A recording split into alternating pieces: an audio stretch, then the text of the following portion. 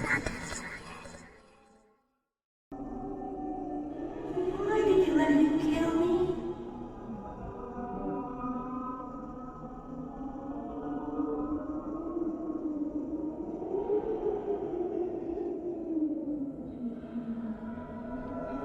It was the clown. Make the clown go away.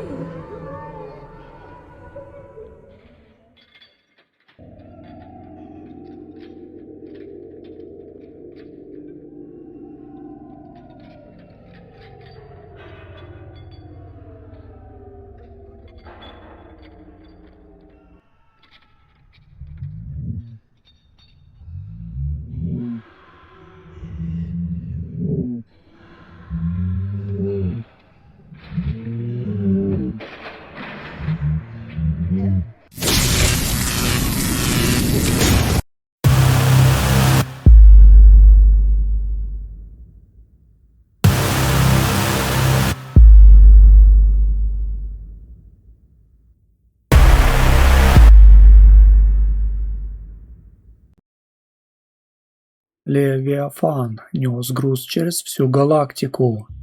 Буксир класса «Гром», старый, потрепанный, с навигационной системой, которая врала на каждом втором световом году. Команда 8 человек. Капитан Виктор Сергеевич, 53 года, седой, с лицом человека, который видел все и ничего не боялся.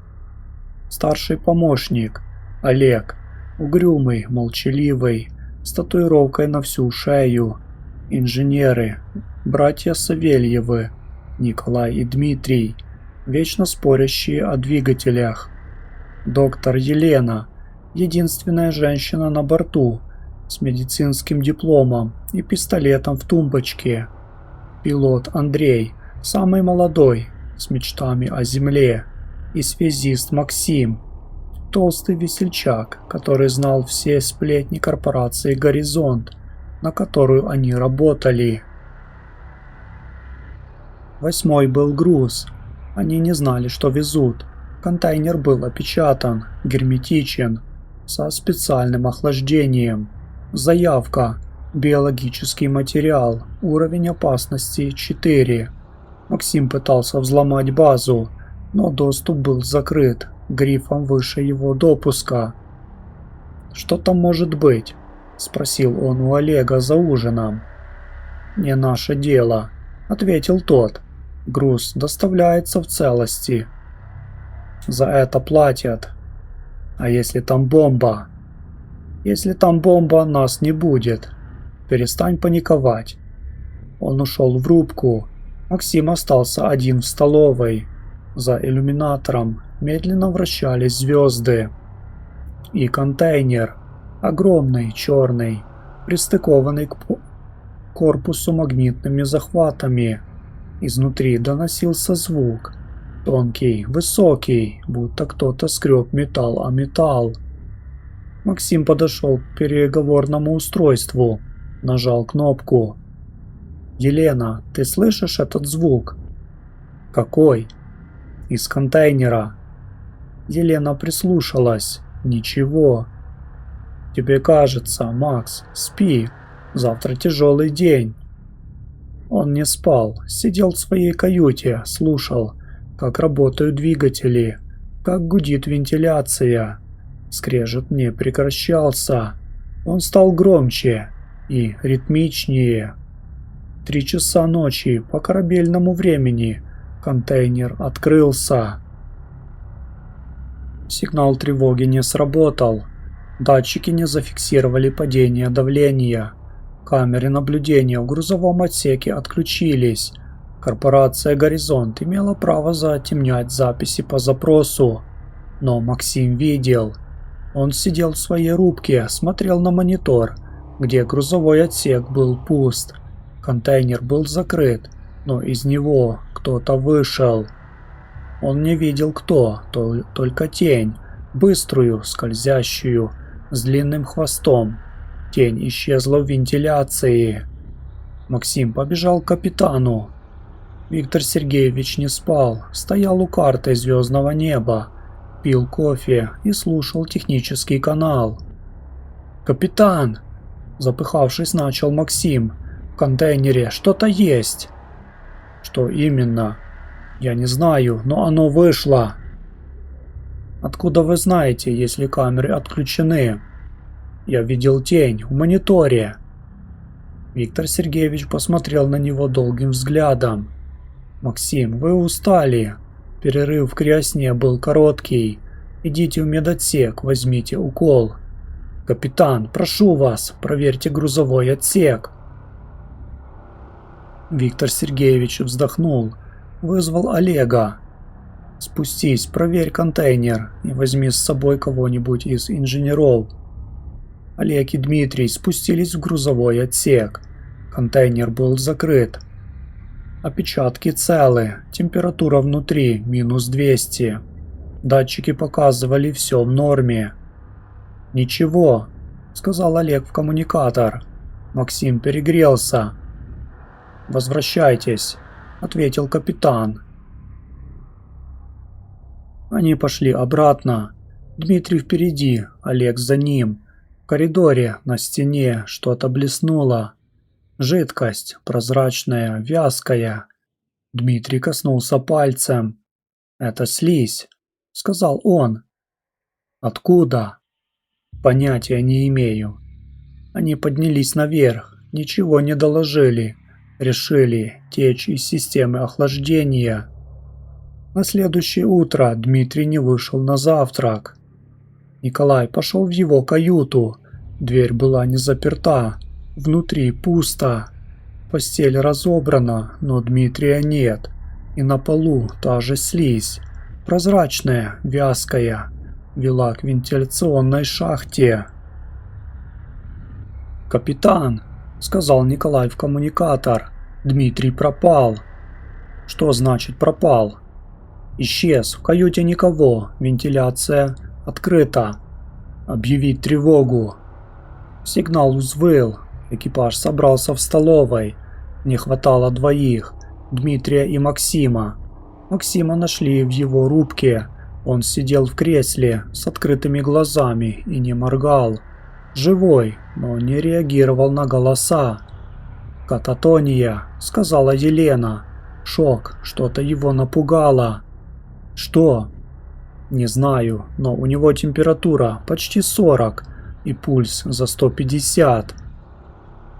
Заразился чем-то?» «Может быть, нужно изолировать». Максима перенесли в медотсек, в герметичную капсулу. Елена взяла анализы. Под микроскопом ничего. Чистая кровь, чистые ткани. Но температура росла. К вечеру Максим начал кричать. Не слова, звуки. Животные, низкие, с вибрацией. Он выгибался на койке, хватался за грудь, будто что-то рвалось наружу. «Держите его!» — крикнула Елена. Николай и Олег схватили Максима за руки. Андрей держал ноги. Но то, что вырвалось из груди Максима, не нуждалось в помощи. Кровь брызнула на потолок. Из разорванной груди клетки показалась голова.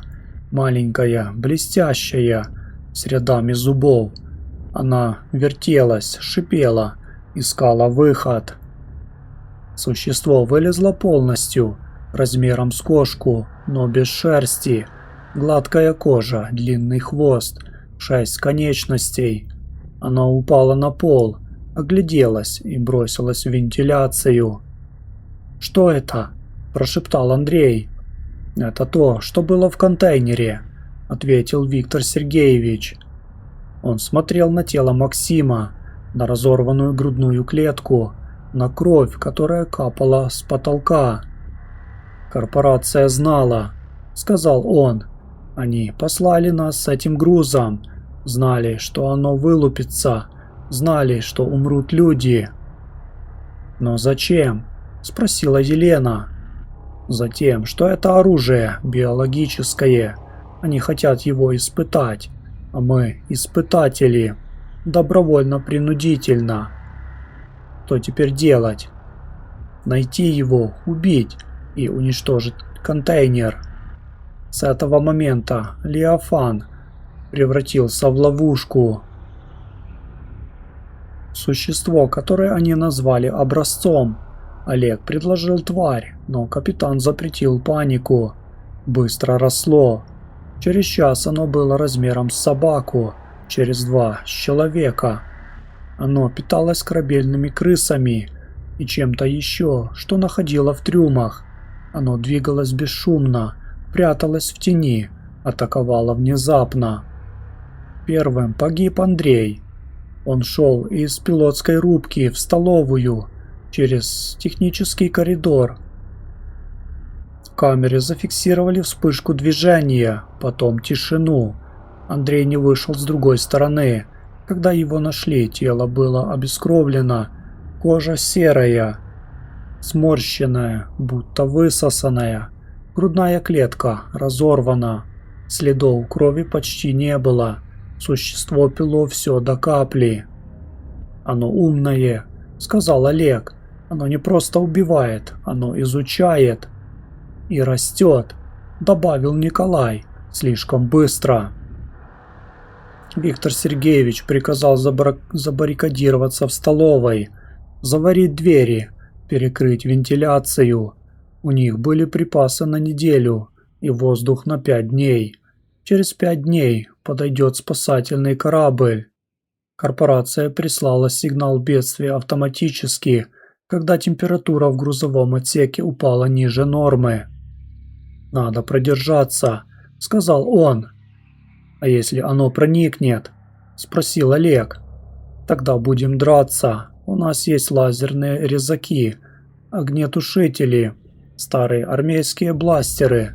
Этого хватит». Не хватило. Существо проникло на 3-ю ночь. Оно вырвало вентиляционную решетку в потолке, бесшумно спустилось на пол. Первым заметил Николай. Увидел черную тень, скользящую вдоль стены. Крикнул. Существо бросилось на него. Олег выстрелил из бластера, попал в плечо. Никакой реакции, только шипение и быстрые цепкие лапы. Николай упал. Существо утащило его в вентиляцию. Из шахты донесся крик, потом хруст, потом тишина.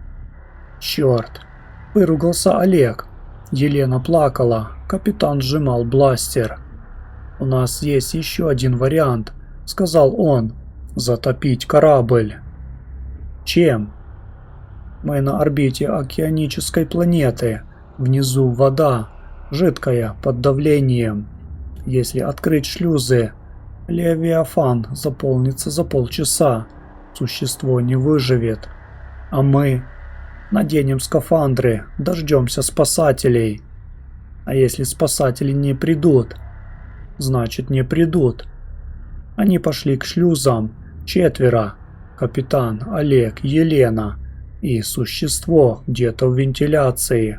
Слушало, ждало. Виктор Сергеевич открыл шлюз. Вода хлынула внутрь. Холодная, соленая, под высоким давлением. Корабль затрясло. Датчики завыли. Из вентиляции донесся визг. Существо не любило воду. Оно выпрыгнуло в коридор, мокрое, взбешенное. Бросилось на Олега. Олег выстрелил в упор, попал в голову. Существо упало. Дернулось несколько раз, замерло. «Убил?» – спросил капитан. «Не знаю». Олег подошел ближе. Хотел пнуть тварь ногой. В этот момент существо открыло глаза. Оно было живо. Оно притворялось. Оно вскочило, вцепилось Олегу в лицо. Олег закричал. Елена побежала к нему, но капитан удержал. «Нельзя! Оно возьмет и тебя! Мы не можем его бросить! Мы должны спастись сами!» Они побежали. Олег остался в коридоре. Из-за спины доносились крики, хруст, чавканье. Потом тишина. Капитан и Елена, 2. Они добежали до спасательной капсулы. «Забирайся», — сказал Виктор Сергеевич. А вы? Я останусь. Надо запустить самоуничтожение. Левиафан не должен достаться корпорации. Они же пришлют спасателей. Спасатели — это они, корпорация. Они не спасут нас. Они заберут тварь и отвезут на землю. Ты хочешь этого? Елена молчала. Она знала правду. «Садись», — повторил капитан. Она села. Капсула загерметизировалась. Виктор Сергеевич нажал кнопку запуска. Капсула отстрелилась от корабля. Из иллюминатора Елена видела, как Левиафан медленно уходит в сторону, как открываются шлюзы, выпуская воду, как гаснут огни, а потом взрыв. Корабль разорвало изнутри, осколки разлетелись во все стороны. Вспышка ослепила датчики капсулы. Через минуту все стихло. Елена летела в пустоте, без связи, без еды, без надежды, только звезды и тишина. На третий день спасатели нашли ее. «Вы одна?» – спросил командир спасательного корабля, когда Елену выгружали в медицинский отсек. «Да», – ответила она, – «все мертвы». «Что случилось?» «Авария, двигатели. Контейнер упал». «С контейнером все в порядке?» Елена посмотрела на него. В его глазах не было сочувствия, только деловой интерес. «Все в порядке», — сказала она. «Я проверила». Она соврала. Контейнер был уничтожен вместе с Левиафаном. Но она знала, корпорация не поверит. Они найдут способ доказать обратное. Или просто отправят ее на землю, в психушку, где она будет молчать. Ее отправили. Она сидела в белой палате, смотрела в потолок и вспоминала. Лица погибших, хруст костей, кровь на стенах. А по ночам ей снилось, что она лежит в медотсеке Левиафана, и из ее груди вырывается маленькая, блестящая голова с рядами зубов. Она просыпалась в холодном поту, смотрела на свои руки, на грудь, на живот. Все было чисто. Но однажды, через месяц, она почувствовала движение внутри. Сначала слабое, почти незаметное, потом сильное, болезненное. Она вызвала врача, тот сделал УЗИ. «Ничего», — сказал он, — «все органы в норме». «Там что-то есть». «Там ничего нет, вам кажется». Елена не верила, она знала. Существо может быть незаметным, оно может прятаться, расти, ждать. И однажды ночью, когда она лежала без сна, слушая, как тикают часы, из ее вены вылезла тонкая прозрачная нить. Пульсировала, шевелилась. Елена смотрела на нее и не могла крикнуть. Голос застрял в горле. Она знала, корпорация «Горизонт» продолжит эксперименты. Где-то в космосе, на других кораблях. Другие контейнеры везут другую биологическую опасность. И однажды кто-то откроет их. Но не сегодня. Сегодня только она и то, что внутри нее растет.